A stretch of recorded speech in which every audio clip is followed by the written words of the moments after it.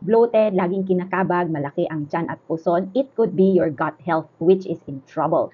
So ano ang gagawin? Number one, lessen mo yung salt intake and processed food kasi ito yung mga nagkukos ng water retention kaya malaki yung puson natin at kaya visible yung mga cellulites natin. Ano ang pangontra? Siyempre, hydration para ma-flush out no, yung mga na-retain na water natin. So, ano ang kailangan natin? Tubig and right amount ng water, 3 to 5 liters of water every single day. Personally, kailangan meron akong extra power sa aking tubig kaya hinahaluan ko ito ng Herbalife Aloe Concentrate dahil meron itong healthy enzymes na soothing sa aking digestive system. Kaya nakakatulong din siya na malambot ang labas ng dumi, hindi tayo hirap na parang umiire. And of course, simply probiotics ng Herbalife kasi ang probiotics ay good for our gut and ito yung pangontra sa bloating. And lastly, pinaka-importante for our digestive health ay ang fiber. So, eat a lot of fruits and veggies. Kung hindi ka mahilig dito or mahal siya, o kaya meron naman but hindi enough kasi we need 35 grams of fiber every single day, mag-supplement ka. Personally, I supplement with our fiber and herb and active fiber kasi